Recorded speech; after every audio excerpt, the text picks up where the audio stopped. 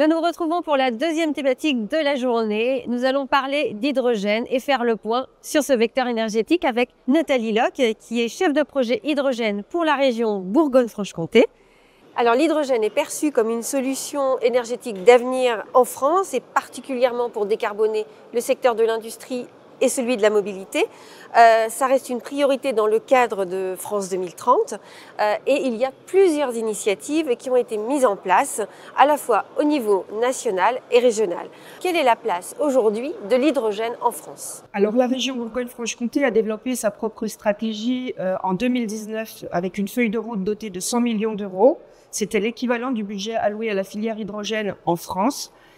Donc on a été une région vraiment volontariste et aujourd'hui on a en fait abouti au développement de 3 gros écosystèmes de mobilité urbaine que sont Auxerre avec des bus, des bennes à ordures mais aussi des trains, des TER, Dijon qui est un des plus gros pôles de développement de mobilité urbaine à l'hydrogène avec bus et bennes à ordures et qui produit son propre hydrogène avec plus de 100 véhicules à terme en 2030. Et puis, vous avez évidemment Belfort, où s'est développé également un très gros écosystème industriel, avec notamment la Gigafactory McPhy pour les électrolyseurs. Et aussi un écosystème de production à Belfort pour alimenter les bus. À chaque fois, les écosystèmes de mobilité urbaine, effectivement, produisent pour 1 ou 2 mégawatts de capacité l'hydrogène qui va alimenter les bus, les bennes à ordures et éventuellement d'autres véhicules. Donc vraiment de la mobilité, mais l'industrie aussi, on en a parlé tout à l'heure, c'est un secteur en tout cas qui est soutenu. Cette année, on a vu des inaugurations de Gigafactory.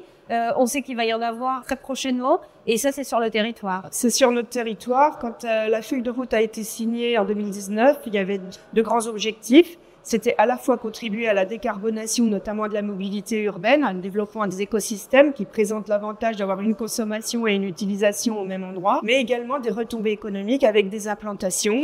Et l'idée, c'était d'avoir une chaîne de valeur complète industrielle sur la filière hydrogène. Donc nous avons eu McPhy pour les électrolyseurs, Forvia pour les réservoirs haute pression, pour la mobilité, Maïtech pour les réservoirs haute pression pour le stationnaire, Genie pour également des électrolyseurs et des membranes AEM. C'est les seules membranes aujourd'hui qui sont produites en France, brevet français. Et puis, on peut en citer d'autres comme Innocell, une entreprise qui va devenir une Gigafactory qui produit des piles à combustible très forte puissance. Donc des écosystèmes et des industriels pour répondre aux besoins de l'hydrogène, de la mobilité hydrogène. Aujourd'hui, il y a des choses sur lesquelles il va falloir encore travailler, notamment le coût de l'hydrogène. Exactement. Alors là, c'est pas régional, je dirais, c'est même mondial. La géopolitique s'en mêle aussi puisque la France a une stratégie qui va de 50% d'hydrogène produit localement à 50% importé à terme, notamment avec la mise en place d'un réseau de pipeline européen. L'Allemagne va vivre sur du 90 à 95% d'importation. Importation d'hydrogène ou de ses dérivés, comme l'ammoniac, le e-méthanol. Donc, les coûts dépendent beaucoup du coût de l'énergie, y compris donc de l'électricité, avec cette source nucléaire qui est un atout de la France, encore non reconnu par l'Europe comme étant une électricité qui permet de faire de l'hydrogène bas carbone. C'est en discussion, ça devrait arriver. Vous avez également les enjeux liés au coût d'importation.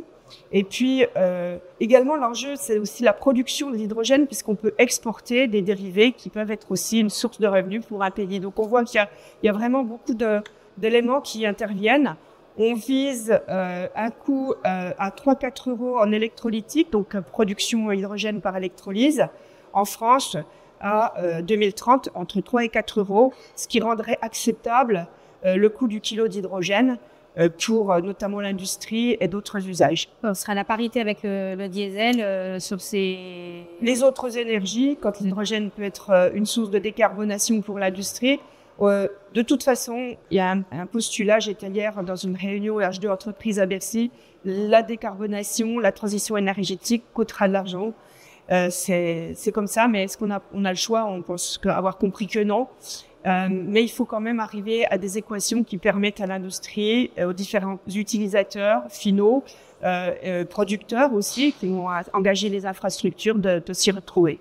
En tout cas, un moyen de baisser nos émissions. Les émissions pour la mobilité, mais on voit aussi qu'on est sur le salon des JDL. donc de la manutention, du levage, du transport lourd, avec des émissions de gaz à effet de serre importantes.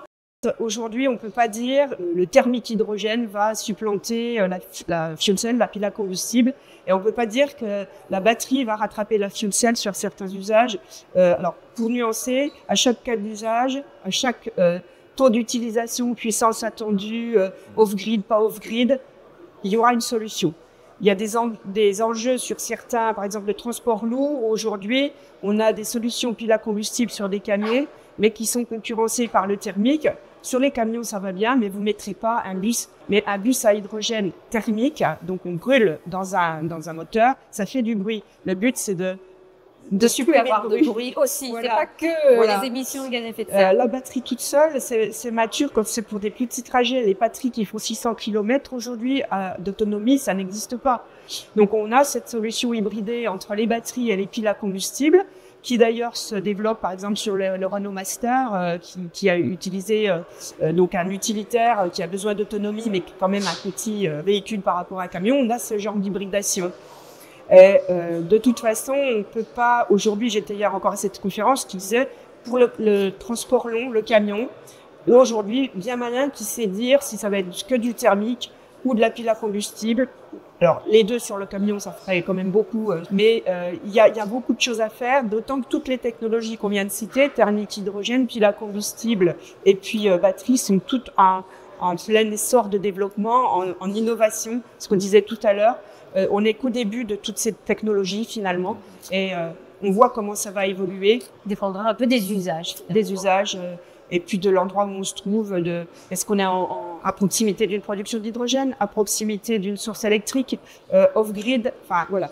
La zone aussi, avec les zones à faible émission, où c'est zéro émission, la pile à combustible aura vraiment toute sa place. Nathalie, par rapport à ce que vous avez entendu là de sociétés qui développent et qui proposent des solutions. Alors je suis ravie de voir que ces sociétés se lancent dans l'hydrogène, c'est quand même un engagement, parce que c'est pas simple, c'est pas la solution de facilité, mais c'est un engagement environnemental et sociétal.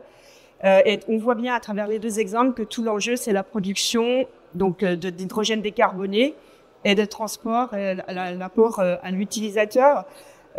Aujourd'hui, en France, il y a 60 stations et 40 sites de production, souvent en dessous de 5 mégawatts. Il y a 2 sites qui ont signé pour 200 mégawatts à Fos et dans le Nord pour produire sur des sites industriels qui sont encore pas opérationnels mais qui vont l'être. Les 60 stations là, pour la mobilité le sont, mais on voit qu'il y a encore un énorme chemin à parcourir.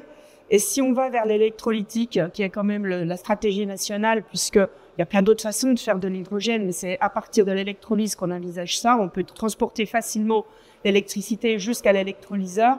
Il faut savoir que pour mettre à niveau le RTE, le réseau de transport avec des fortes puissances d'électricité, c'est 1,5 milliard d'euros d'investissement envisagé. C'est les chiffres que j'ai eu hier.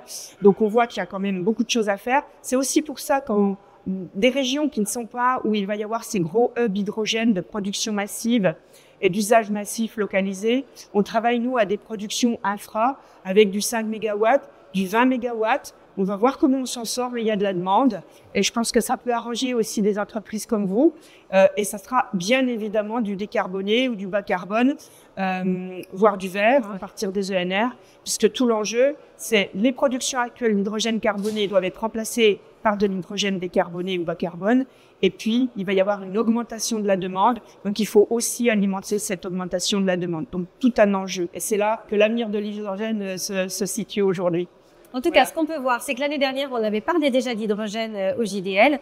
Là, en un an, il s'est passé beaucoup de choses, beaucoup d'évolutions, des nouveautés produits, des écosystèmes qui sont, ça y est, en ordre de marche, avec des bus notamment qui sont en train de s'avitailler en hydrogène. Donc, le chemin avance, mais il reste encore pas mal d'étapes à réaliser. On crée une filière complète énergie hydrogène, à l'instar de la filière nucléaire, de la filière pétrole ou de la filière gaz, où la production, les sources d'approvisionnement, les réseaux de transport et les utilisations à travers les objets, les voitures, etc. Tout ça existe. Pour l'hydrogène, tout est en train de se faire. Et il y a eu une sorte d'engouement sur dire dans 5 ans on y est. Non, personne n'était capable de tenir cette durée, mais ça a très très vite avancé Et aujourd'hui, on est revenu à un niveau normal de progression, mais l'effort se continue. Et ce qui est très encourageant, c'est que c'est au niveau mondial. Merci à tous les trois. Puis je vous souhaite un très bon salon.